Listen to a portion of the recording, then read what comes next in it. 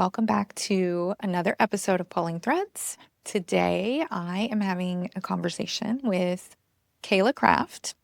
Kaila is a licensed therapist, an author, a founder who has been shaped by both surviving systems designed to fix teenagers and then dedicating her career to building better ones. At 16, Kaila spent 48 weeks inside a residential treatment program. And that experience and the question it left behind became the foundation of her debut memoir, Am I Changed? An Amazon top new release that really traces the line between institutional harm and healing that's possible on the other side. Kaila is a mom of 4. She understands firsthand that the hardest moments in parenting often arrive when we're trying to help a child who's struggling, and that the systems we're handed aren't always the answer. She has a program that we're going to talk about. We have so many things to talk about: the book, the program, and just so many insights that Kaila has on what she calls the troubled teen industry and being a survivor of that and an advocate now and a therapist. So you have already come full circle, Kaila, and I can't wait to hear more about your story. Welcome to Pulling Threads. Thank you so much. This is the first time I've heard my bio with Amazon top new release in it, and that was like a moment. Yay. Yeah, that probably feels really good. Really good. It sounds like you've put in so much work that you've earned it over and over, probably. Well, I mean, it was one thing to live the experience, and then it was a whole nother thing to have children arriving into their teen years and being like, oh my gosh, my teenager needs attention. Right. Uh-oh, my Right. teenager has a story. Oh no, I'm parenting teenagers with my teenage self because I Yeah. have unhealed stuff that is coming up. So Nothing reflects the wounds that we still need to work on and the parts that are still that haven't been dealt with more than our children, especially when they pass through the ages that were the most traumatic for us. I really want an opportunity for you to share your story first. We're definitely going to get to raising children and having them reflect back or flash a flashlight on our stuff. But your story is really incredible, and I don't want to just gloss over it. I want to give you a chance to share what got you here. Like what was the beginning like for you? Where did your story kind of start? well, I think my story starts generations before me because I think we need to name the fact that I'm arriving to this life with my parents who have been parented by their parents, who have been parented by their parents. And so I am arriving here as a generational woman who has had a lot of trauma. My family history is very intense. And actually, part of my family was in the Holocaust as being prosecuted, and some of my family were actually Nazis. So I have both of those boiling in my veins. And I think that I want to name that first because I don't think we give enough weight to our lineage and where we come from. We jump so quickly into, well, this is my story, but really your story is a culmination of all of your ancestors. So You're right. We don't talk about it enough, and we don't factor it in when we think of others and what they're experiencing, even children. So yeah, so important. exactly. Thank you. So am I changed? I was born into this world with a purpose. I felt it early on, and I had a lot of challenging experiences. My dad was with me every single day until I turned 3, and then he disappeared for like 8 years. So that is, I think, the most important thing that I can earmark, because that loss of having someone there and then having them disappear it was so hard for me. And that was something I had to heal from as a child. And while I was looking for healing that, I found my best friend. And then I would go to her house at 8 years old, and then her dad, I started spending more time with her dad. And then before I knew it, I was being groomed. And at 12 or at 8 years old, from 8 to 12, I was abused by my best friend's dad. And at 12 years old, I started smoking pot. I started having sex. I started sneaking out. And my mom was like, "What is happening? This is not okay." So she sends me to my dad's house. My dad, while I'm living with my dad for 2 years, I cycle in and out of like, rock bottom and then doing well, and then rock bottom and doing well. And that's because I've had this instability my whole life. Yeah. So when I turned 16, and the most important female person in my life, my Aunt Robin, when she passed to cancer, while my mom had just been diagnosed as well. So I had my mom in cancer, my mom had breast cancer, my aunt had breast cancer, and I was putting that filthy human behind bars. So I was in the Wow. court system. Yes, so 16. Wow. I was actually 15 when this was all happening. How And old were you when you told someone that was? I was 14. Okay. I had Okay. been living with my dad for a little while, and I was plagued by nightmares. I was waking up in the middle of the night. I couldn't sleep. Like it got to a point where like it was going to come out. It had to. Yeah. I was getting in fights at school. I got suspended for 90 days for selling drugs. I was not doing well. So all the signs were pointing to this kid needs help. And then all of a sudden it came out one day to a teacher. And then I went home, and my stepmom and my dad were there, and they were like, "So you've been molested?" And I was like, "Yeah." And they were like, "Are you telling the truth?" I'm like, "Yep." Right. I don't think I would say this about my best friend's dad. Right. For funsies. Were you They were still like, best friends at that point? "Oh yeah." We actually still to this day are friends. Oh. Our friendship has stretched our whole lives now. It's been almost 30 years of friendship. It's incredible. Yeah. Yeah. So then your aunt passes, your mother's diagnosed. Are you still living with your dad at that point? I had moved home to help my mom through cancer and to be with my aunt, because I also helped my aunt through cancer. I was helping with my cousins. I had a total shift. I came out with being molested at 14, and then I totally got my stuff together, and I was like, I'm moving home. I'm going to take care of my mom. I'm going to do all these things that a teenager shouldn't have to take a responsibility to do, especially putting a man in prison for 18 years. That should not Going have through been a that responsibility. Yeah. Yeah. Right. While I'm losing the most important woman, female, she's right up there with my mother. She was coaching me on how to be a woman, and then Right. she was gone. And so I've had this theme of having people that I love leave and disappear. And so, yeah, at 16, I ran away. I went back to what I knew to do, which was to sell drugs and throw parties and be the person that people come to for fun. And I was living on the streets. I was sleeping at friends' houses when I could. I would sleep under my friends' windows just because it was it felt more safe to be on their property or Yeah. in their apartment complexes. Wow. That's how low my life had gotten. And so my mom bribed me to come home one night, and she was like, "We'll have fun. We'll have a party. We'll drink alcohol together." I was like, "Oh, you want to have a party? I will come home for a party and a shower, and I will come home for these things." Right. And then she was like, "And you know what? We're going to Hawaii tomorrow. I didn't tell you, but we're going to Hawaii, and we're taking you to Hawaii." I was like, "Oh my gosh, Hawaii. Okay, I'm going to Hawaii. This is going to be great." I came home, and she tried to get me to stay at the house. We had gotten in a little bit of an argument. I left. And then I went and partied with my friends because it was a Friday night. I tried to stay home, but I couldn't. And she picked me up, or she picked me up from the party around 2 a.m. I came home, got in bed.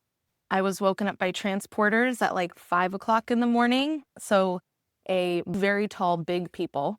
Both of them were just towering over my bed. And I get woken up in the middle of my sleep. I'm in my childhood twin bed. Like, I have stuffed animals in my room. It's the most innocent room, right? And I'm being woken up by these two strangers, and they're like, you can do this the easy way or the hard way, get up.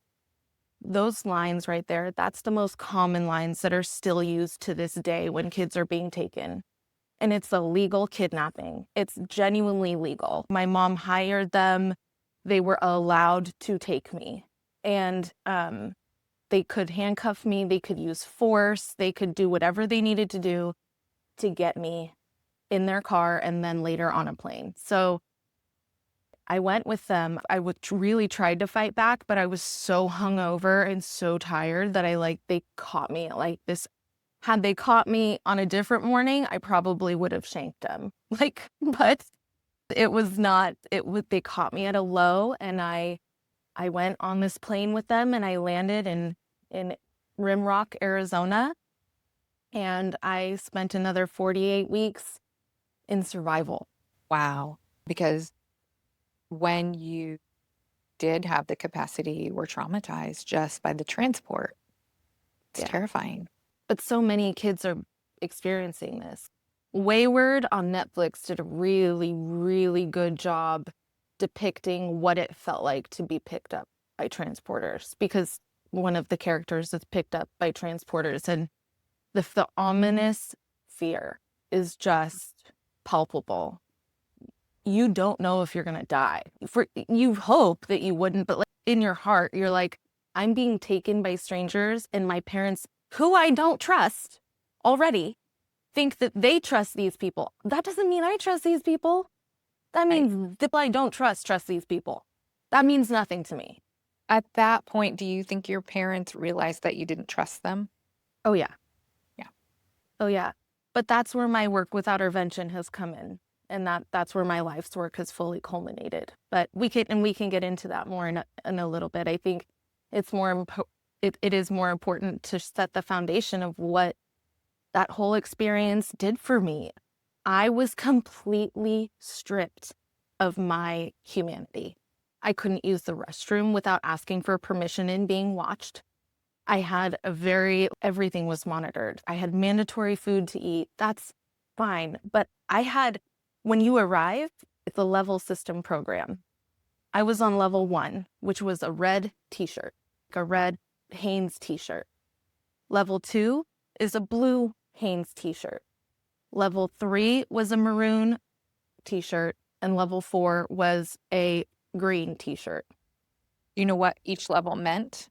Yeah. So level 1 is willingness, level 2 is choices, level 3 is family and community, and level 4 is returning home.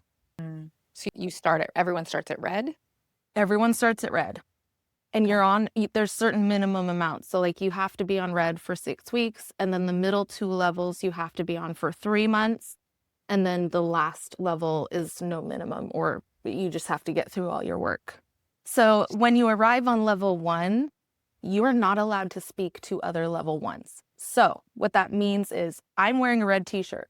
I live in a house with 25 other girls, half of which are in red t-shirts. I am not allowed for 6 weeks to speak to anyone in a red t-shirt. I cannot look at them. I cannot make eye contact. I can't giggle at their jokes. I have to pretend that they don't exist. So I'm sorry, my phone. That was one of my kids. But I had to pretend that they didn't exist. And what would happen if I accidentally locked eyes with another level 1 was something called a passive. I would get a work hour for passivity. So a work hour is when you get woken up before everyone else and you have to go move boulders in the desert with one glove. So I think I've painted a picture of the punitive treatment, the having to learn a whole new societal norm. So I'm plucked out of my life, dropped into a new life, and expected to learn the entire community rules. And once I make mistakes learning these rules, I have to pay handsomely For how long is it like that? When do you transition? I'm assuming I hope you transition into another Yeah, phase that's not as terrible as this sounds. punitive. Yeah.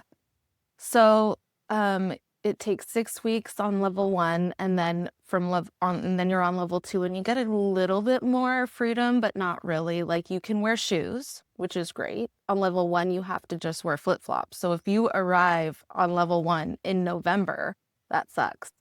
Yeah, You're wearing socks with your flip-flops because they're afraid you're gonna run. right, Ah. right. So, um, but once you move up, you get instead of just a 15-minute phone call with your parents a month, on level 2, you get to see them for 3 hours, 1 or 2 times. I believe actually I think it gets a little bit longer for every visit that you have with them. Yeah. But I know for me, I moved up to level 2 and then I got dropped immediately. And that's actually like two of the best chapters in my book, because the way that I write the book is from inside my head, from the moment I'm picked up until I graduate. So it's my inside thoughts. So it's like what it felt like. And so when I moved up to level 2, I was like, oh, now I'm meeting all these people, all the other Reds who you told me I wasn't allowed to talk to, who I believed hated me because they were in the same room as me and ignoring me, which means they hate me. Right. So I thought all these people hated me, and now I've met them and they are really cool. And you kept me from them. And like, this is me looking at the program, right? Yeah. So I started to get a little bit angry and Yeah. resentful. And so I made run plans. And because I made run plans, I ended up on a very long hit rock bottom journey. But I Mm-mm. let the reader, into what it feels like to hit rock bottom at a troubled teen facility, what Right. that looked like and felt like, And what a why? non-compliant meal felt like. Right. And why? And why you chose to make a run plan. It wasn't just out of spite. There was a reason. And you were telling yourself stories even about the other people there that weren't true, but that I'm sure a reader hearing it would understand why. Yeah. And each of those people had their own stories about you and about everyone there and why they were there, that were forming in that process too. While you were Yeah. there, were you receiving individual and or group therapy? Yes, I was receiving individual therapy 1 time a week, and then I was in group therapy for 2 hours, 2 times a week, and we called that caseload. And actually, one of the girls in my caseload, who was a level 1 when I was a level 1, she's actually starting Outrvention with me, which we'll talk about later. But I think it's important to note that, like, the bond that we created in silence from each other has stretched 20 years. Wow. That should tell you how hurt I was when I realized that these girls were actually incredible people that they were keeping me from. Wow. Well, I want to back up a little bit and I guess pull back a little bit and talk about your perspective now. When families end up inside the troubled teen industry, TTI, we'll call it, Yeah. what now, as a mother, and as someone who has stepped back and looked at your experience through an adult lens, what is usually driving that decision? And what do you think that those parents don't realize about what they're doing and what's about to happen to their child?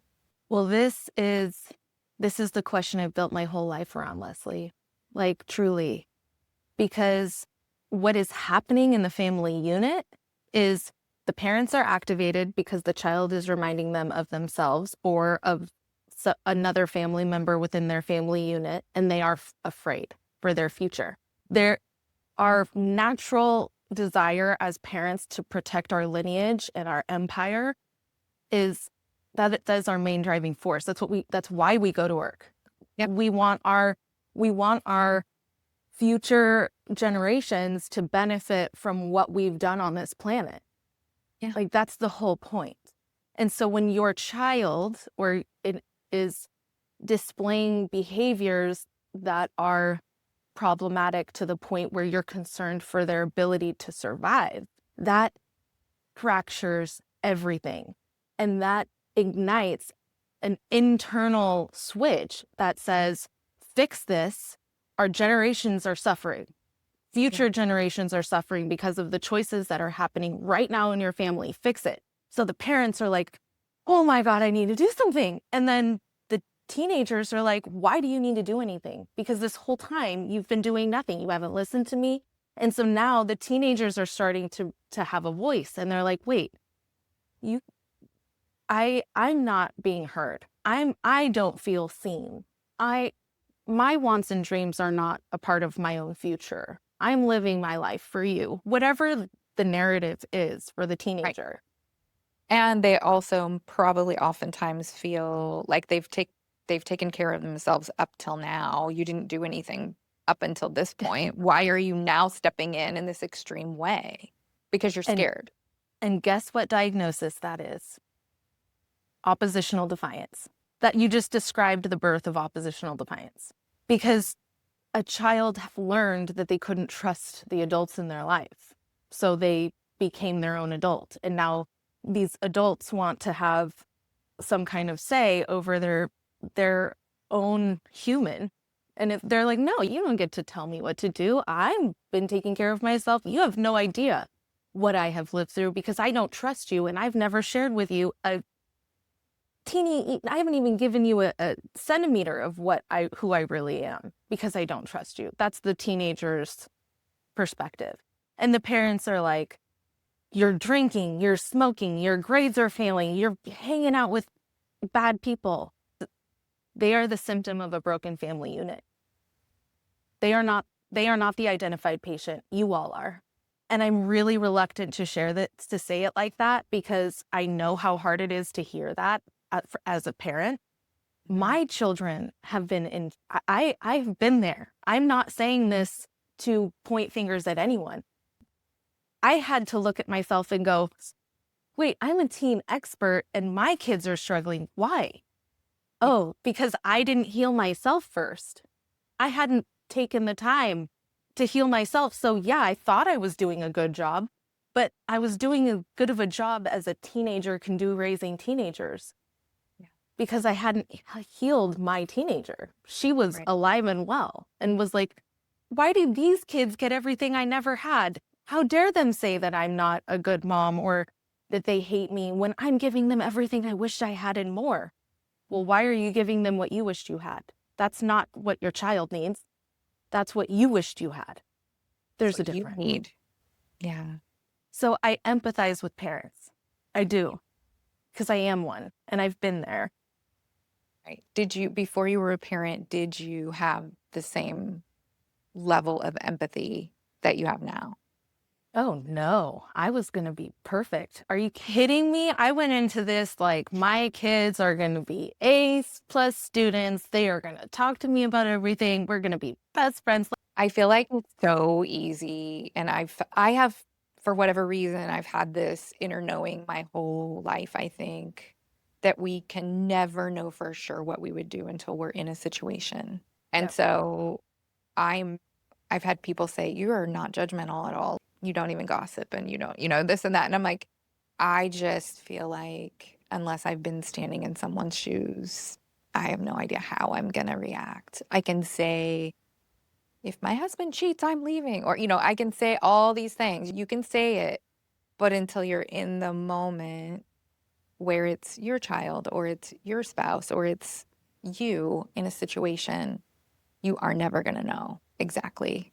But kind of as you alluded to, the universe has a way of forcing us to heal or attempting to force us to heal those things that we didn't get to, especially through parenting. My boyfriend has no children, but even observing some of the things my children are going through, I feel like it's mirroring for him. And he's like, I don't even have kids. I don't want to hear about this stuff. And I'm like, it's triggering you. He has a tremendous amount of work to do on his adolescent self.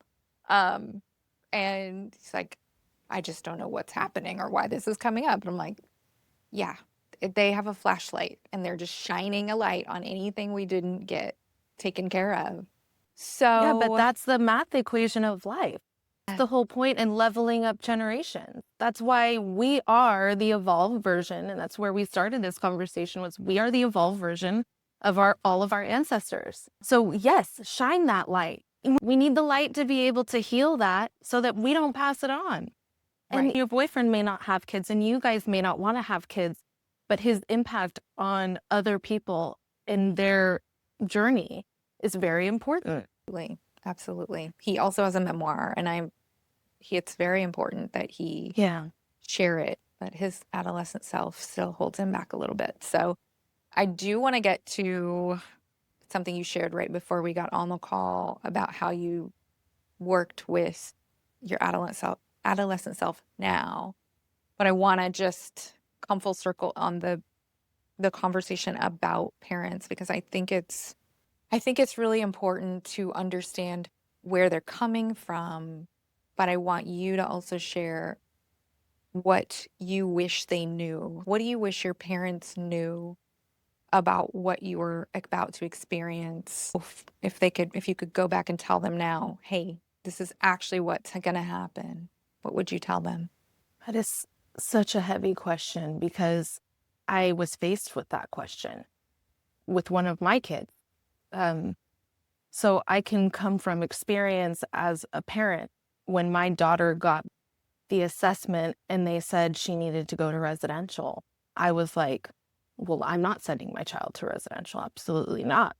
And I wished, and I'm in mental health, I work in behavioral health. I know the landscape, I know the insurance, I can navigate all of it. And even someone who understands the system, I still felt obligated to follow the system because the referral was there. The assessment was done. This is the tried and true method. I still fell for it Yeah. as a parent. So I found a program where these are the most important things. If you have to send your kid to a program, these are the most important things. Number one, you need to be able to speak to your child every day. Every day. Nobody watching over your child. You should be able to have what's the word I'm looking for? But Yeah. unsupervised conversations with your children. You should be Okay. able to have unsupervised conversations. You should be able to visit your child every weekend.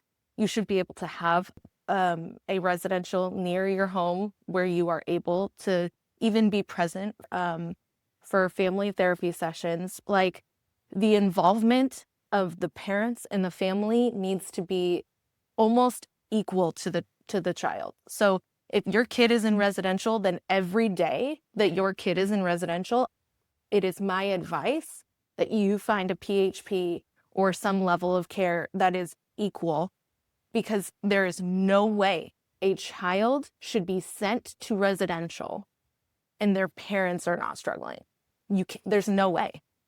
Yeah. One or both That's of the parents are struggling. absolutely. And they're going to, if nothing happens for the parent while the child's gone, they're just going to be walking right back into this situation with a wounded parent that hasn't had any help. That's a really great advice. And That's I it. love that there are facilities available where you can have unsupervised calls and you can have contact every day and you can go every weekend because as someone who understands attachment, I know they're older, I know they're teenagers, but they still need to feel like that safety of, I've got you, I'm here. And without that, they're abandoned. You're Mm-hmm. creating an abandonment wound if they didn't already have one or a new one. So every facility, in my opinion, should take that into consideration and make the parent part of the process. And a lot of programs are trying to do that, but I am so thankful that I had a window into it, because as soon as we knew that it was not good, which it was not, it took about 2.5 weeks for something to happen. Yeah. But because I was having unsupervised calls with my daughter, I knew immediately when it happened. She called me before the facility did. The facility called me and notified me of an incident. And I was like, I'm pulling her. I'm coming to get her. You can go ahead and do whatever you need to do to get her ready to go, but I'm on my way. So as a parent, I knew as soon as something went wrong, I knew. So that is why I'm saying you cannot muzzle your children if they are in treatment. They muzzled us. Every single communication with our parents was monitored. Mail, email, phone. We didn't even have really phone calls. I didn't see my mom for 4 months. I was plucked from my bed, dropped off in the desert, and did not see a parent for 4 months. I did not hug anyone. That sucks. Try to Goes heal against without a it go hug. it goes against everything we know about how human beings heal and thrive. We need to be touched every 4 days at the minimum, right? Like for me, going more than 2 days without a hug, and I'm like, "What's wrong with me?" I can't imagine what that felt like. And like you said, it's punitive, as if you did something wrong. So we're sending you to a place to get better and But punishing you. yeah, but we're not going to touch you. We're not going to tell you we love you. And everything that you do is going to be scrutinized. You are going to get work hours for not putting your hair up before you walk into the cafeteria. If you are caught without your water bottle, you're getting a work hour. For a 10-second mistake, you are getting an hour of punishment. Yeah. Okay, so let's talk about would you prefer going into writing the memoir, or do you want to tell me about the experience you had healing your adolescent? I'm really excited to hear about that. Like, I think that 'cause- would be that's a good one. I think okay, let's do that. Yeah. okay. Because So I'm going to have plenty of time to talk about the other stuff. I think that's a good part. for someone listening, just before we started the call, I shared how much I love IFS and I'm in the training and it's sort of my practice and my coaching practice. And Kaila is going to just share what she has done and maybe when you did it and how you were inspired to do it to really heal, really deeply heal her adolescent self by taking her on a journey. I love it. Oh, Leslie, this is such a great intersection of what we've been talking about because in December, I had a really hard month with my kids. It was 6 months after the separation from their dad. So they had been, you know, living with this separated family unit for 6 months. The kids were having a hard time. I was having a hard time. My ex was having a hard time.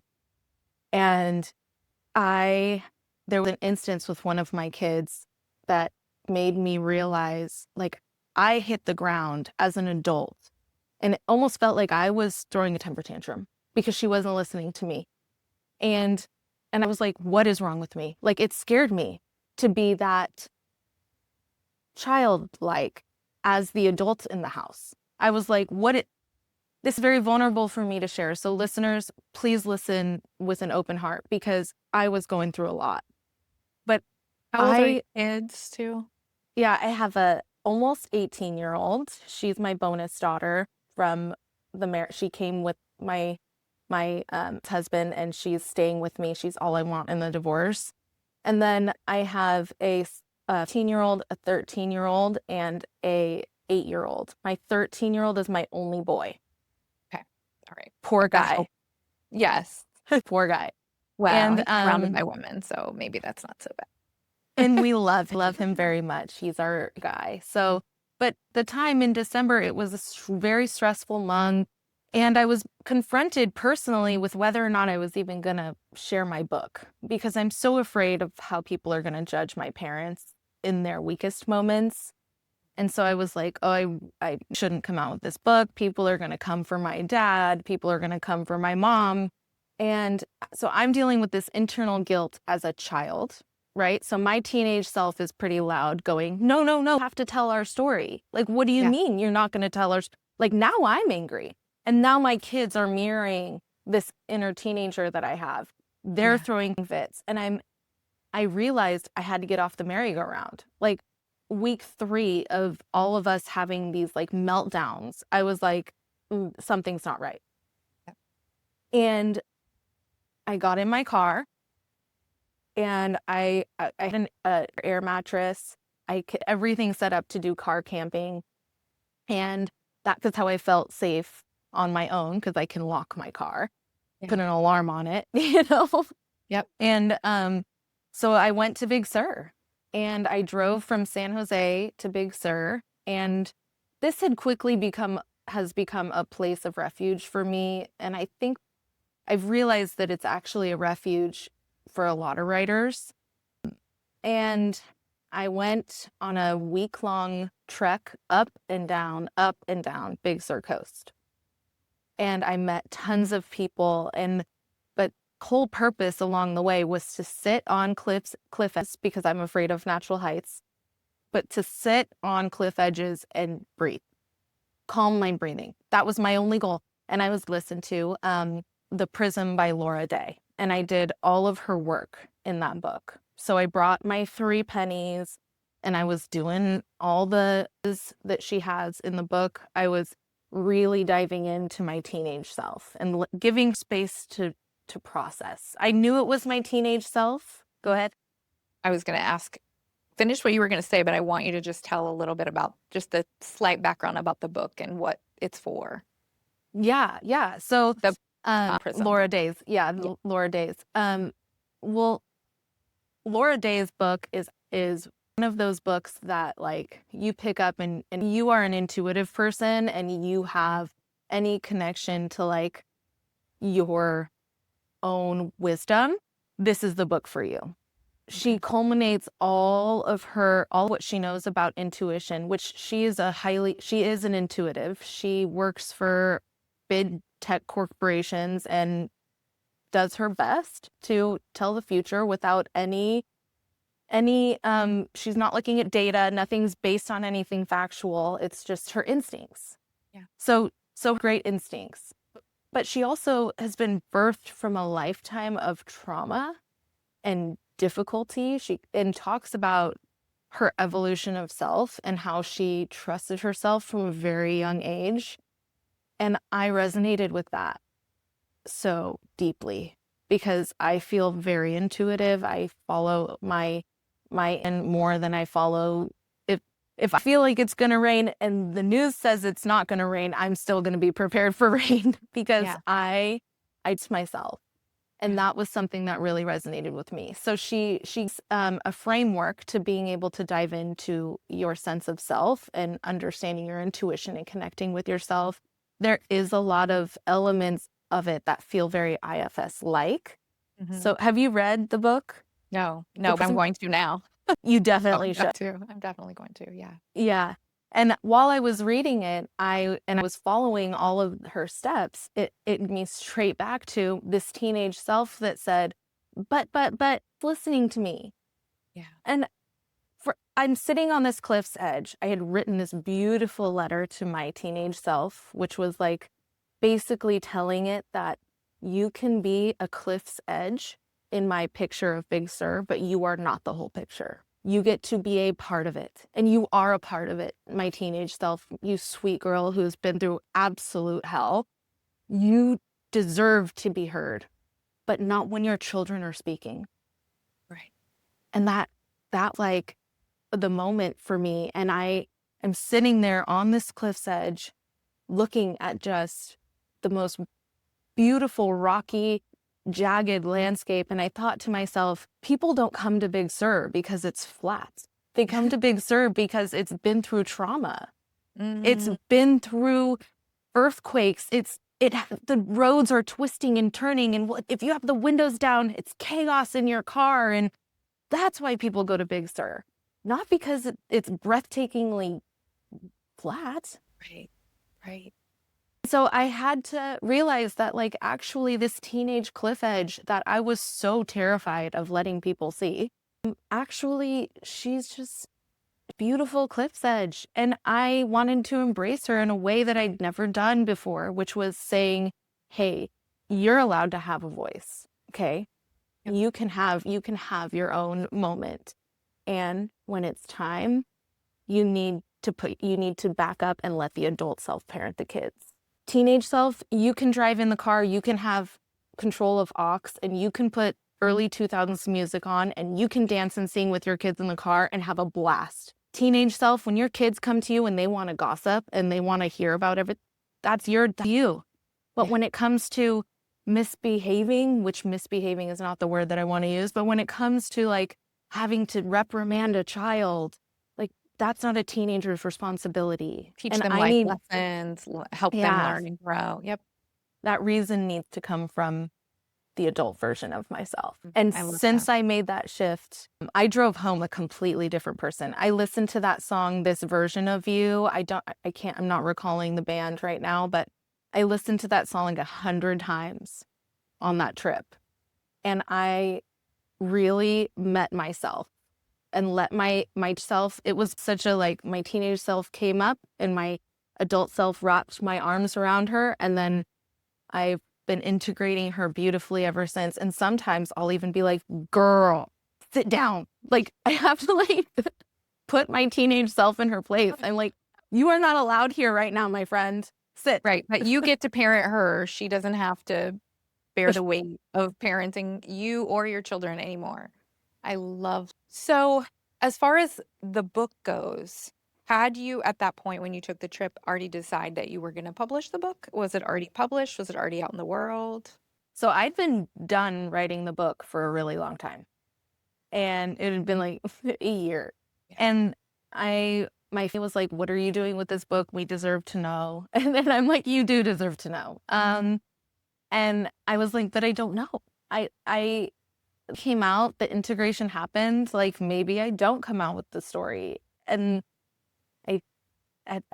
that big Sur trip, it was almost like I had to agree to come out with the book for my teenage self to back down because she didn't feel heard. There was just no way I was going to make my teenage self feel heard enough to back down without letting the world read her story.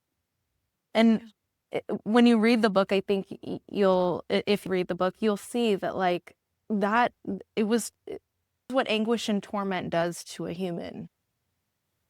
And you put me in survival mode, and now you've asked me to raise kids. Yeah, right. Right. Mostly in survival mode. Yeah. How was it having the conversation with your parents or any other family members that were mentioned in the book, preparing them for, and did they read it before you released it?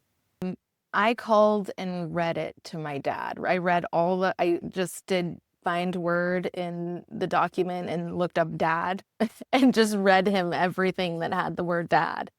Yeah. And he was sad. And I was sad. It's hard to read things like it's all my dad's fault. I get it now. It's hard to read things like my dad doesn't care about me. He's not reaching out to me. He's avoiding me. Like there's a chapter in my book that I think is really important. And it's one where my friend's dad comes to visit her. And she goes on her visit and then she comes back up the stairs and I'm sitting by a window and she's sobbing. She's so sad. She misses her dad. And I'm to myself, I'm like, well, at least you got to visit with a dad. Like, and I'm holding her, I'm embracing her. But in my head, I'm like, but you have a dad and he's visiting you. So stop crying. Like that's just how I felt. Yeah. But then we start hearing music and it's Bob Marley, Baby Don't Worry. And we can hear it. And we look out the window and her dad has pulled his car up on the grass, opened up all the doors to the car. And he turned it on full blast. And I sat there holding her while we listened to this song. And her dad was just waving down there screaming, I love you. It was just such a white horse moment. You know, every daughter wants that.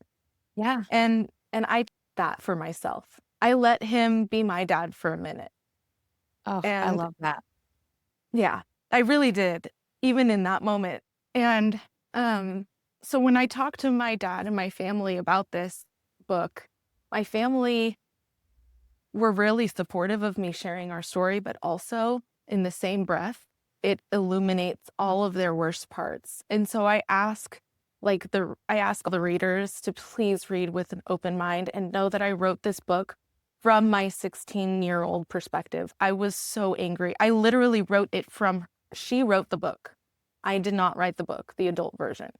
And my heart, like, I say, like, even my mom and what we've been through, you watch our journey from absolutely shattered and broken to like exactly the relationship that I wanted. But that was because her and I made choices that were directly against the program. We had to align. Yeah.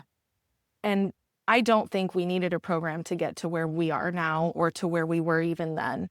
I think what we needed was someone to sit down with us as a family unit and say, hey, Gina, you work too much. You're not around. Your kids are suffering because you're busy. Yeah. You know, Rick, you are completely not around. You're not even here at all. Like, get involved, buddy. Yeah. Yeah. Get in. And if someone would have sat down with my sister and given her support so that she could have been able to maybe learn my triggers disappear, maybe when she could say I'm getting elevated, instead of poking me and making it worse. I traumatized child at that point. Like, it would have been great for someone to sit down with my family and be like, this is how we're going to interact with them going forward. And you are going to get help, and you're going to get help, and you're going to get help, and everyone's getting help, not just me. It shouldn't have all been put on me when it's a lineage issue. And a family system issue. Yeah. And I think sometimes when we just validate, if someone had just told your sister in front of you, so you understood, they get it, even if she wasn't capable of stepping back, even if she wasn't capable of not poking, because that's what, is she younger? Yeah, my sister's younger, yeah. That's She's what my younger best friend now. do. Yeah. I tell my two youngest all the time, like, someday you guys are going to be each other's best friends. But my youngest pokes, right? That's how he gets attention. He needs attention. So he pokes and pokes and it pushes. But my kids are both in therapy post or since our divorce. And what her therapist said to me is she just needs to know that you get it. You might not be able to change all of his behaviors or always be there, but she needs to hear you defending her and saying, do not do this. Like, she's anxious or she's overwhelmed. She's got a lot on her plate. Back off. She needs you to defend her. And I was like, oh, okay, that's going to make her feel safe and loved and heard. She just needs to feel heard. Yep. Even if I can't change the whole dynamic between the two of them, she needs to feel heard. And I think that parents, there's a lot of damage done in punishing both kids when one does something wrong, or just saying things like, you guys stop fighting when one person is in the wrong, and not hearing them, just not letting them speak or hear them. And my daughter said to me, we had a really rough year, her 13th year, like rough. Yeah. And at one point she said, I cannot tell you because you don't want to hear what I have to say. And that was my moment, like yours, where I was like, wait a minute.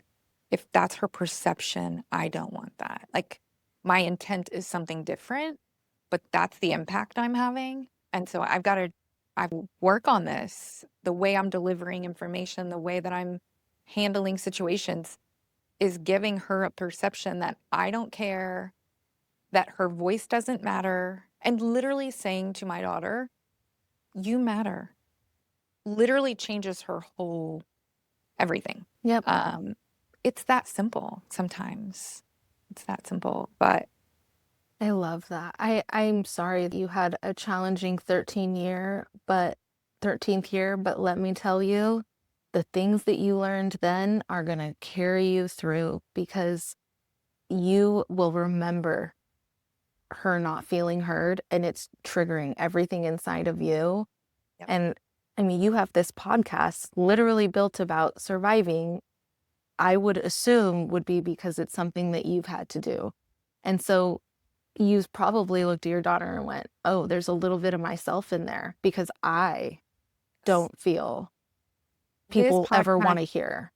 No, I felt like I was too much. Mhm. And so I quieted my voice. So the podcast really came at a point when I had done a tremendous amount of work and I finally cleared the throat and was like, okay.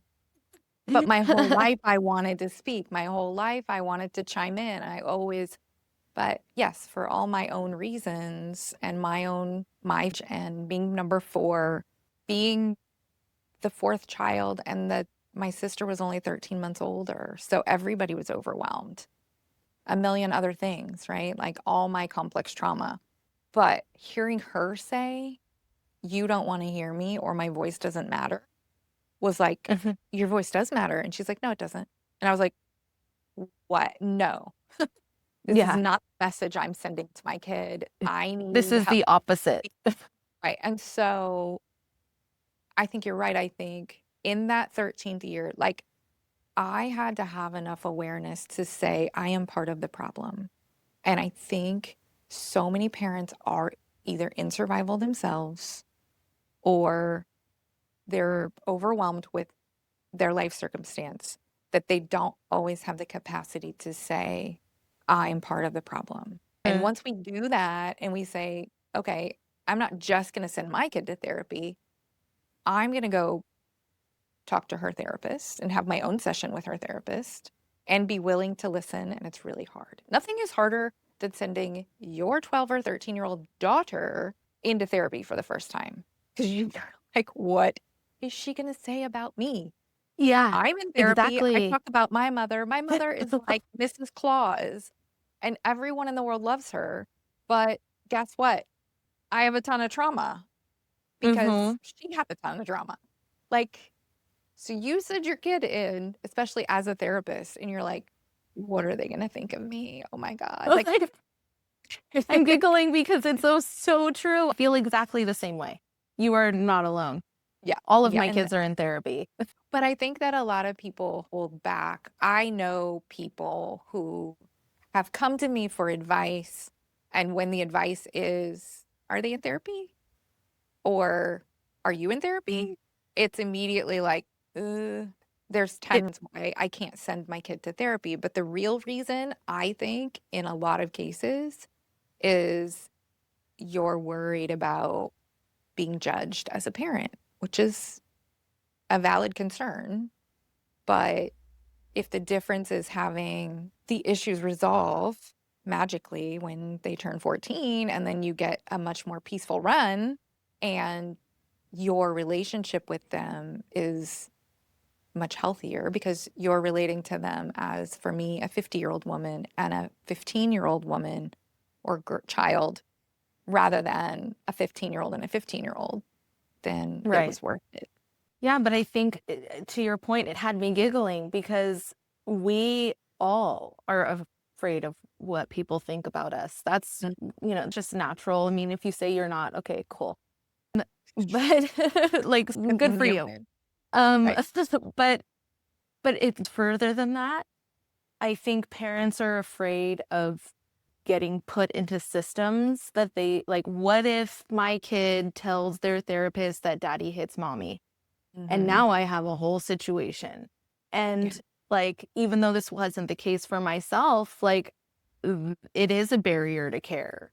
Yeah. Like, and I Absolutely. am really that you've named it here because it's something that I feel like I combat in a really quiet way by offering Outrvention as a resource for people because I'm not acting as a therapist when I'm an interventionist.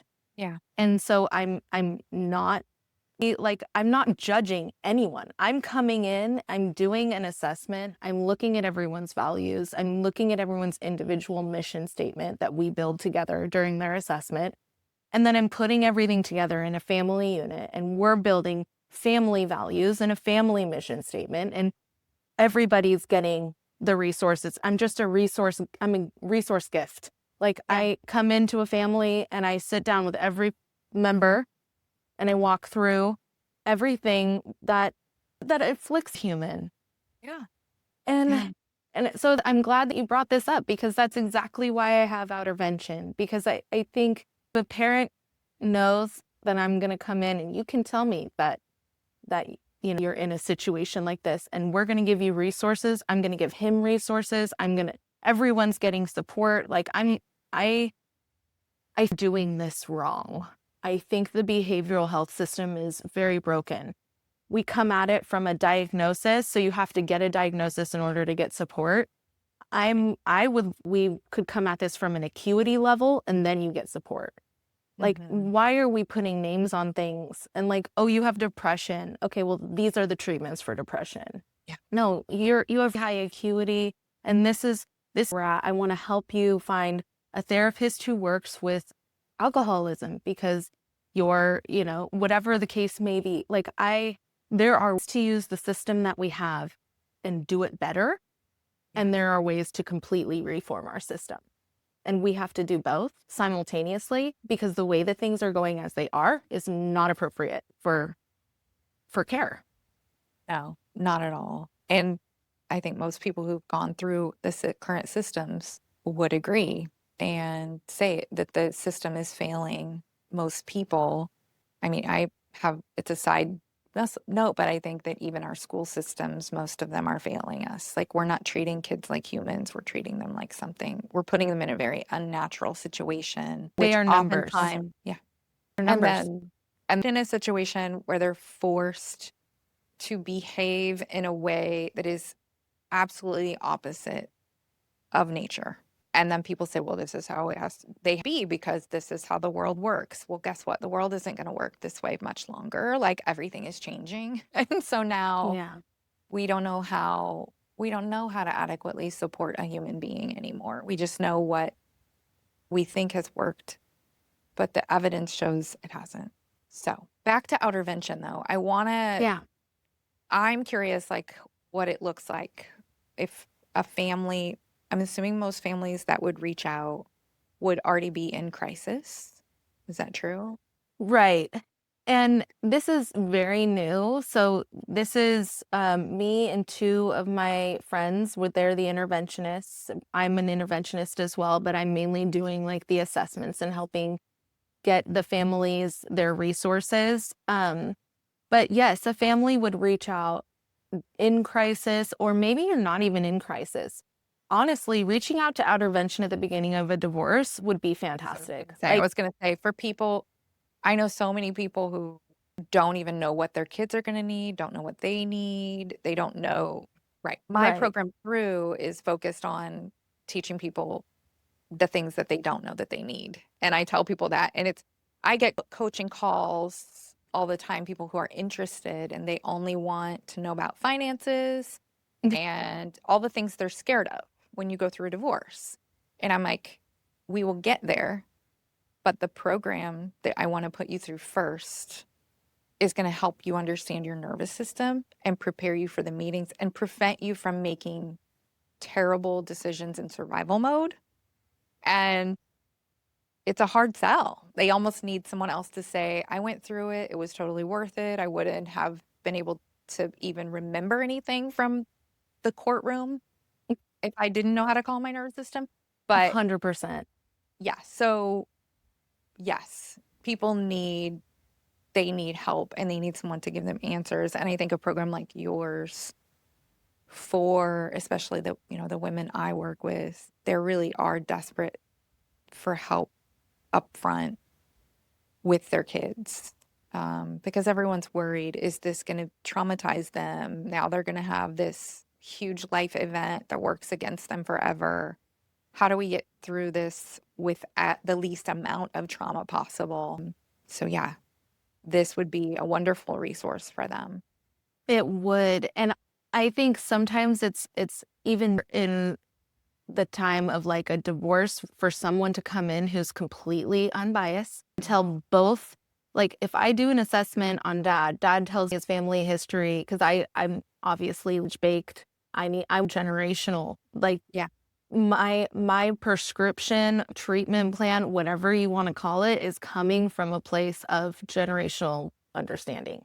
Yep. So with that said, if you have a totally unbiased person who says, hey, you would benefit from anger management classes so that you are a better man for your next relationship, for your children, but also for you. Like you would bet, and not just am I giving you anger management classes, I've found a men's group that aligns with what you're going through. Like my treatments are so personalized. It's not just like, oh, you need an IOP level of care. Here you go. No, Yeah. I've sat with you. I've looked at your past with you, and I've looked at what you want your future to be, which is your values and mission statement, which I was alluding to earlier. I know you want to be and where you are. And now it's my job as the Outrvention team leader to find the bridge between the two. And that's really what Outrvention is for every family member. So it's not uncommon for us to be like, you know what? Your mom, your treatment plan is 2 hours of yoga a week, and I want your phone is off. You are not allowed to answer it. You are not allowed to have it. Like, this is your time. You get, I work with a therapist that does EMDR to focus on your early childhood wounds. Maybe also does IFS so that you can get some parts where it's going, and that way you can do a little bit of the intervention on your own, which is great. Yep. It's great. I'm just walking you through what a treatment plan looks like for mom. And Yep. then another thing is going out for coffee with a friend every week. Yeah. And or because the mom already is really in her circle of her group of friends, maybe the prescription is actually make a new friend. Like expanding, it's what I'm doing is I'm looking at her goals of being, maybe it's her goal to be a poet. Well, then you're going to go to a poetry slam every week. And not only are you going to go to a poetry slam, we're going to find a podcast about writing poetry or about, publishing poetry. And I want you to listen to one a week. And when you go to therapy, you're going to have a piece of poetry for your therapist to explain what you've been going through this week. Like, these are very thoughtful assessments that create very thoughtful action plans that hopefully over time build families that are resilient. Yeah. And that's all I want. Yeah. Yeah. I think most people know that trying something new rewires your brain. And if you have a lot of complex trauma, that is something that's really, really hard. So I love that you're integrating that into the program. If they don't necessarily realize that it's going to make new pathways. For me, therapy helped me get to the point of trying something new. Started golf, which is also a whole mental exercise in and of I itself. love golf. We should go play. Yes, It's so I would fun to love. find other women who love to play golf. I love it. I'm a year and a half in now. I loved the first year because I could say I've only been playing under a year, and now I'm like, my boyfriend's like, you've been now I'm like, I know, but I'm so busy, I don't have time to practice. But for me, starting a new, especially a sport, was something I had resisted, even though I always secretly wanted to play. It took a lot of work to get me to the point where I could put myself out there that way, because for many people who have complex trauma, trying something new is really, really hard. Trying something new that is in a whole, for me, sports in general are just not something I did. Also related to stuff that happened when I was a kid.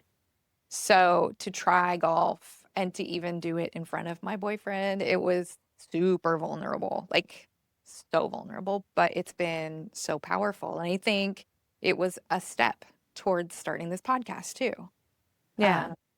You don't realize starting new activities, finding new friends, changing things up can change your whole life, even just one little thing. So, but we need help and we need guidance figuring out how. I have a specific question about the type of intervention you would have for a family. This is going to tie back to my listeners who are or have gone through a divorce, and specifically who have a child with an ex-spouse who's certain things such as alcoholism or if there was domestic violence, because you've talked a lot about the lineage. What I find many times, first of all, as a therapist and as a coach and as a person who more than half of my caseload is women going through separation, divorce, or healing from them, I'm shocked and I realize how naive I've been my whole life. How many have who experienced sexual abuse as a child, number one, and how many experienced physical abuse? I know the emotional abuse is rampant. I know that. But the physical abuse is shocking to me. And the women who sit across from me who've experienced it, I'm like, what?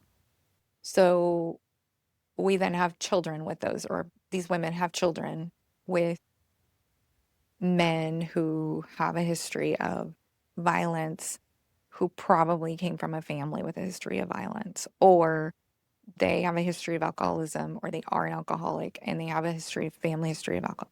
What are you telling them though their sons need in those situations? Because my experience has been these moms, for whatever reason, are really resistant to sending their sons to therapy. And it's hard for me to wrap my head around. Yeah, this is one of the most beautiful questions because it's intimate for me. When you, as a mother, realize that you are in a situation that is unhealthy in that way, physically unhealthy for your child, unsafe, when you realize that, you are going to naturally do everything you can to quiet the blowback. Oh, this happened. All right, I'm going to contain it. You're fine. Everything's fine. Like when your child falls early on, you try to be like, oh, Yeah. okay, everything's Don't fine. cry, don't cry. You're fine. You're fine. I am going to challenge that and say you have to walk straight into the fire and own it for what it is. Yeah. So, especially with our sons, we have to sit down and say, hey, can we have an honest conversation? The things that you've witnessed are not okay. And me as an interventionist, as an outerventionist, these things I'm having where I can say, hey, this wasn't okay. Nothing about it was okay. You feeling scared wasn't okay. That they need to have the adult who was supposed to protect them tell them that they should have been there. They have to apologize with this is what I'm apologizing for. This is what I'm going to do differently. And as the parent, it's important that they go get the help. So they need the therapy, they need groups, and each person is different, right? So it's hard for me because there are women who I would prescribe going on a very beautiful hike with a trusted male friend. And some of this while you're walking so you can move your body, but either like their brother, their uncles, a male, so that they can work through some of this with the opposite sex and heal it within themselves. Yeah. And then in healing themselves, that's what heals your son. Yeah. Because you're able to name it and own it. Obviously, your son would need a therapist that's specific to childhood wounding.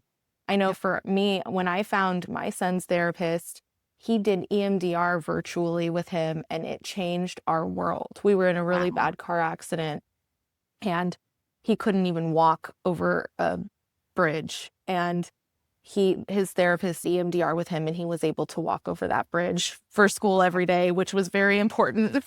But yeah, it's different everyone, but I'm gonna be with this. The most important thing a parent can do is heal themselves. Bar none. If you do nothing else for your kid, work on your own, because as the child develops a relationship with that parent and needs to continue based on the law to have a relationship with that parent, you have to be settled in your soul and you have to be able to navigate these very emotionally charged situations with self-compassion that you have never had before, because you created that human and now now that human has to go be with someone who abused you and hurt you. And you have to hope that it isn't going to continue to happen. Right. I'm telling you, your biggest defense is your energy shift. Yeah. Yeah. Because the challenges that come up both during the divorce and after, like when you're co-parenting, you're going to be triggered. Your kid's going to walk through the door and have the same tone of voice, maybe even say things to you that your ex-spouse said, and that's going to be like you're going to be afraid that they're turning into that person or some part of that person that you really didn't like or that felt has created PTSD in you. Like those things are all going to happen. And so you have to be, you have to have healed enough to have an awareness of what's going on so that you're not having a conversation with your son, but you're actually, your body thinks you're having a conversation with your ex, especially if it was an abusive situation. And it is really, and that doesn't stop after the divorce. Like you still need those tools. So yeah, that's really helpful. Really helpful. And you think your child doesn't pick up on that in that moment? They do. Yep.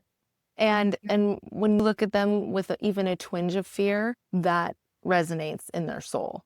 And that's why I'm saying we have to do our work. And there have been times, even recently, where I'm like, that is such a your dad thing to do. And I have to watch myself because that could be misconstrued as a good thing or a bad thing. But even then, why am I I don't need to make that assertion.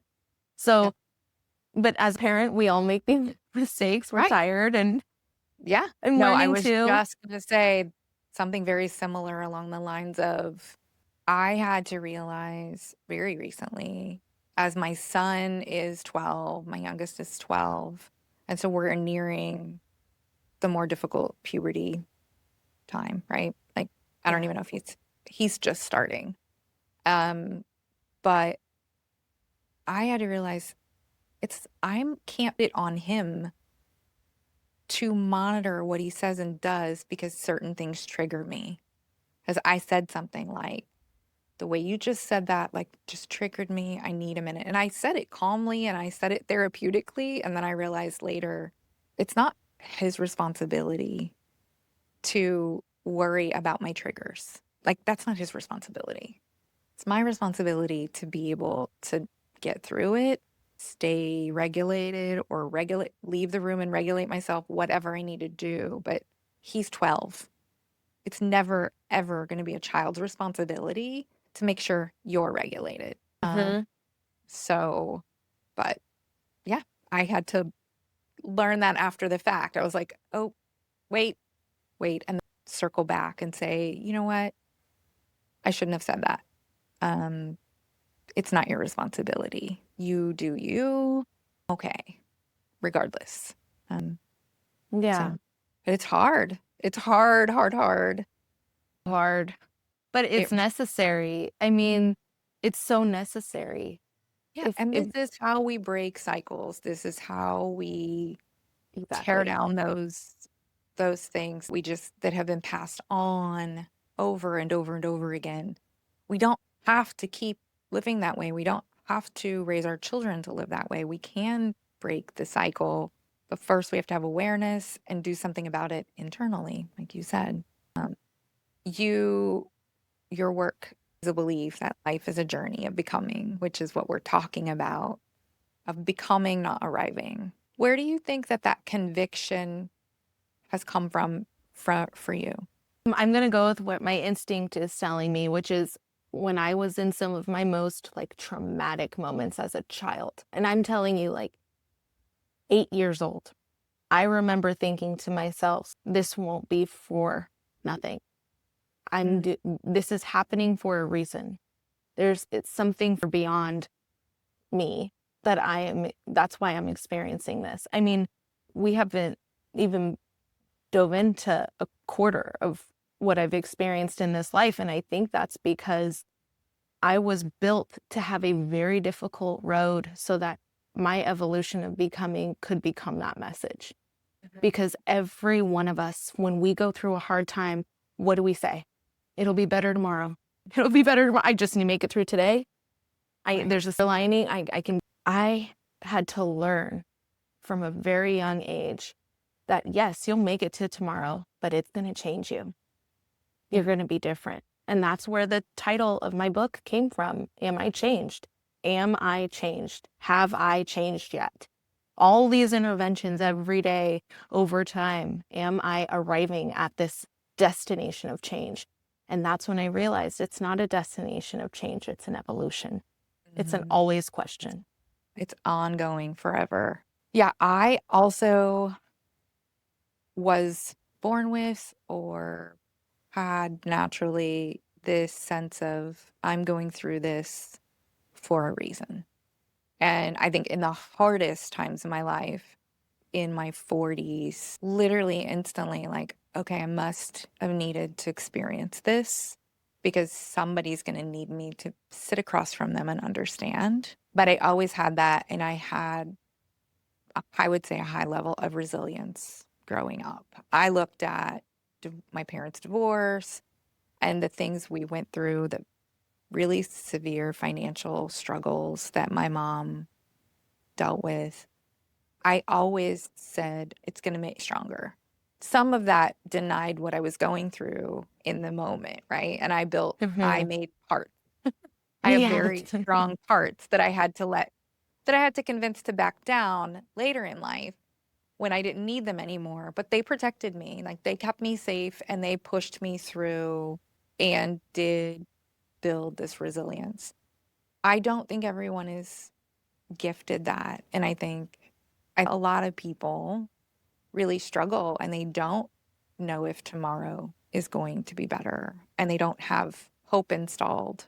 And I didn't realize that either until I started working with people. And I was like, wow, when you say someone's pessimistic or glass is half full versus empty, like that's a real thing. Um, but it can be reinstalled or it can be installed later in life and resilience can be built. So I just want to, I guess, speak to the people who listen who are like, they don't have that thought process of tomorrow is going to be better, or they don't feel resilient. They just keep feeling like they're falling back down. They do therapy and then they fall back down. And that some of the things that you've talked about and we've talked about trying new things, like it sounds very simple, but that is how you build resilience. And there are ways, like if you find the right professionals to help you, there really are ways to build hope, to build resilience. If you don't have it, you can. Right. And that's where I was born. That is exactly where Outrvention was born. Because sometimes we need someone to tell us that it's okay to spend the $20 on the yoga class. Yeah. Sometimes we need somebody from the outside to say, hey, you have to go to a body of water every week. I don't care what time of day. I don't care if it's a pond. You require a body of water. Sometimes you just need to have someone say that to you. It's like we need to be told that it's okay. Like that's why I call it I call it a prescription rather than like it's a prescription to go to yoga Yeah. so that you can literally get out of your own way. Yep. Yep. And it can be that simple. I have had a lot of clients who are in their early 30s, late 20s who have gone through breakups and they're dealing or in a situationship and they don't want to be, but they don't know how Mhm. to leave. And the prescription often is cold plunge, sauna, walking the sunlight, yoga, Yeah. Pilates, like, and they're like, but they go and they don't need me very long because they also find a community there. We have really cool places, which I think most places do now, where, the cold plunge and the sauna, and then there's a whole tribe of people there that are healing and it's cool. And especially for that Yeah. age group, I think it's there. I have a sauna and a cold plunge in my backyard, so I don't do it in Oh, community, but when I my house after my divorce, I had to have those things because I was like, I need those on the daily. yeah. It sounds so simple and people are always surprised and they're like, the cold plunge just completely reset my system and I have all this energy. And I'm like, yeah, because it decreased inflammation. Like there's a whole biological component to all of this that we're You not also even had getting to be to. resilient. You had to be resilient to even Yes. stay in the water. You Yep. had to be like, I could do this, I could do this, I could do this, I could do this, like over You and had over to and be over again. resilient, and you may, if you are one of those people who needed the community, you had to allow, like, be a little vulnerable to do it in front of people. And then that vulnerability helped you connect and bond, and you're getting all those good, oxytocin and all these really good chemicals released naturally by something Yep. you're doing for yourself. And so it is a prescription. It is a Hmm. prescription. In That's my literally divorce, the prescription for depression is yeah, connection. That's yes, literally the saying is I'm taking what is considered the DSM-5 and instead of boiling it down to like this is your level of care, it's more how do we heal this? yeah, yeah. Because we have a misconception that everything in the DSM-5, which is our diagnostic tool for therapists, for everyone who's listening, we we think lifetime diagnoses. They're not. Like No. you can heal the brain. It can heal and it wants to heal. Its desire to heal is so much bigger than every other part of your body. Yep. So that's what I'm doing with Outrvention is I'm taking what your diagnosis would be and I'm giving you the healing prescription for the diagnosis versus a punitive mental health prescription. And instead of slapping a label on you that you think that you're going to have forever, Mm, which yeah. I love also because I love the fact that social media has improved people's awareness of mental health. However, it also gives people access to information to diagnose themselves. And I think most people don't understand that the goal isn't to stay a diagnosis. That's not the goal. No. I had a conversation with someone very close to me yesterday who was like, I just listened to this YouTube video about dismissive avoidant and I meet all the criteria. And then I read the comments and the people were saying all these things and it was describing me to a T. And I said, okay, but you've become way more secure. And the goal isn't to stay dismissive avoidant. Like you don't get that label and have it forever. You're in therapy, you're choosing to do something different because you want to be secure. So don't listen to that stuff and say, this is how my relationship should be because this is who I am, when that's not the goal. The goal isn't to stay there. The goal is to heal in relationship and become secure and get over and heal the attachment wound that you have. And so of course, that person's parts, their protector parts were like, no, no, no, no, keep being avoidant. And I was like, your avoidant protector is going to ruin your relationship. So stop listening to those videos. So my point is it's positive and negative. Like people are more open to therapy. They're more open to getting help. They are seeking out more and more information about mental health and people are understanding better than I think we ever have. Mhm. But what you're saying is so important because people need to understand that we don't have to keep a diagnosis. It's not to just give you, in medicine, we even have it wrong, right? Like we give people a pill to take care of the symptom. We're treating. We're not healing. We're Right. treating. Right. I'm all for people getting medication for things like depression and anxiety when they need it. But Mhm. also, there are ways we can live our life differently. There are things we can do to alleviate so you don't have to be on that medication forever. There are exceptions. Some people need it forever, but yeah. Some people may need it forever because it's a chemical imbalance within their brain, but Correct. I do Correct. have to say that I have done quite a lot of research on the synapse and receptors. I worked on a clinical trial for a single day treatment for depression, and I have seen what can happen when people change their mindset, and Mhm. it takes resilience to change your mindset. Right. So what my goal is in outer is to build resilience, which is why I'm going to prescribe walking with your brother, in a beautiful setting, and talk about what happened to you, and his response. I'm going to give him his wording. There's no excuse for that behavior. You deserved better, and I love you. Mm.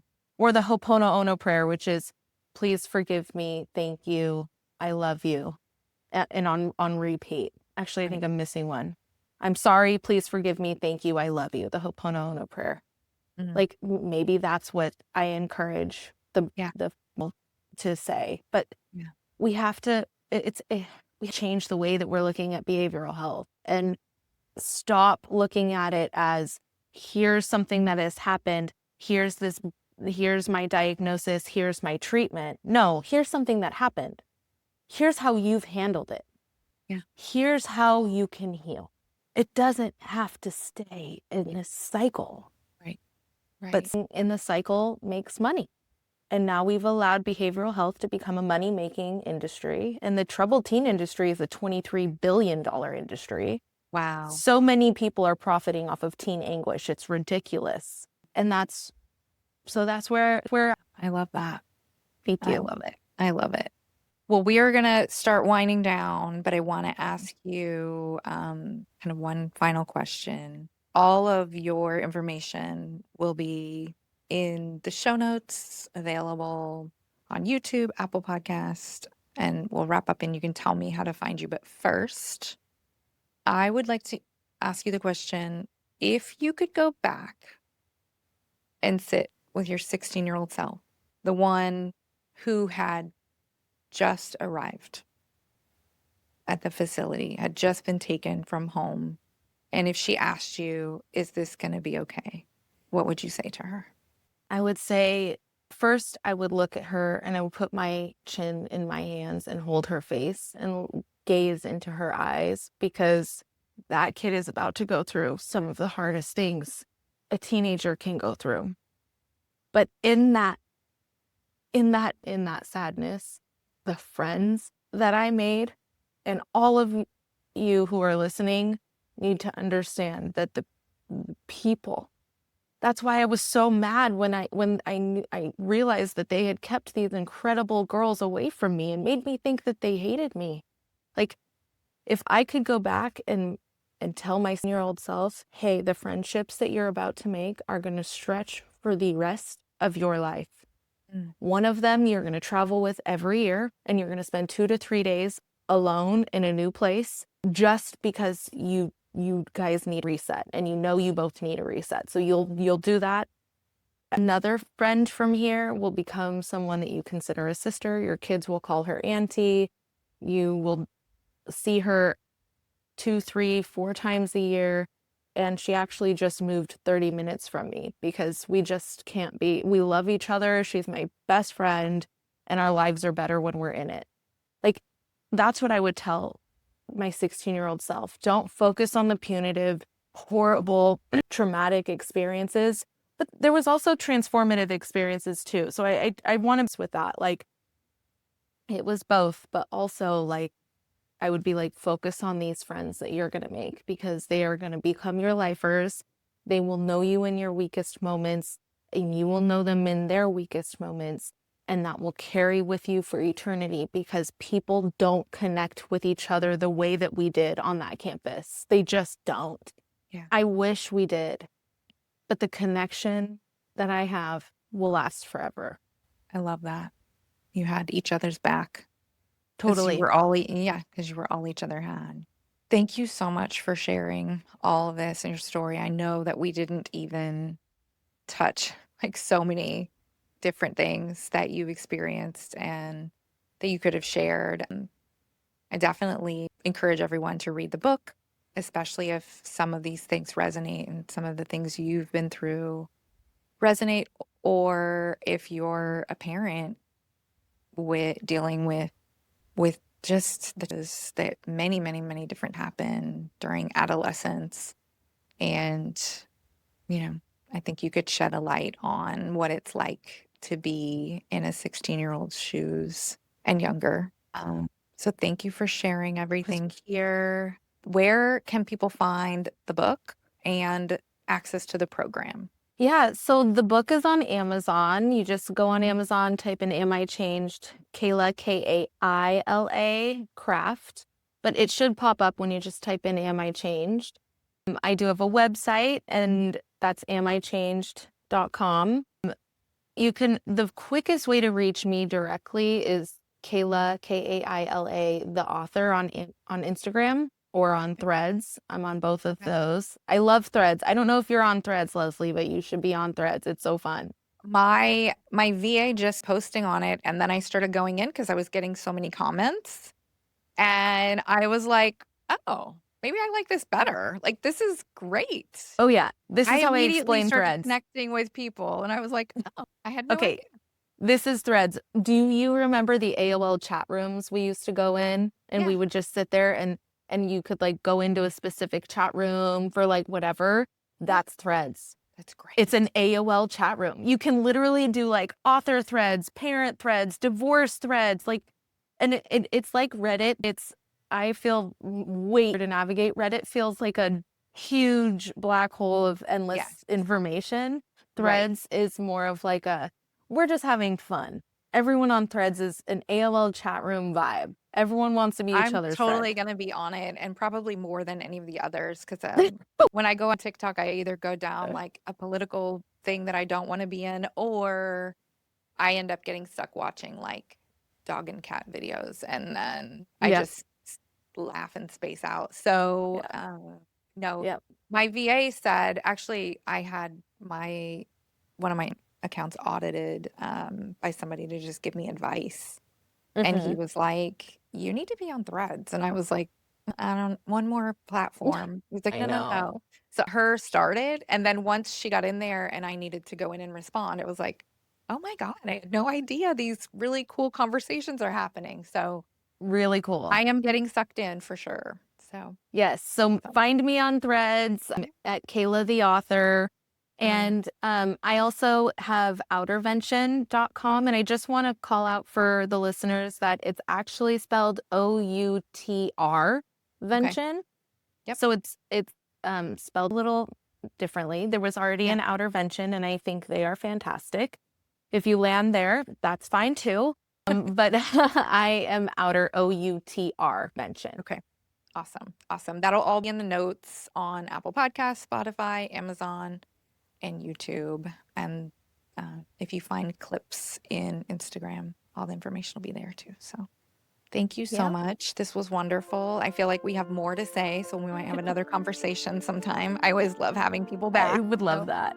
Yeah, I think we could have plenty of conversations, and but I have to say that what you've done with this podcast and with your in the information that you have, the wisdom and the way that you're sharing it is digestible at a moment when crisis is happening, which is hard. You know, we turn to podcasts and you're so vulnerable on here. So thank you for what you're doing and your mission.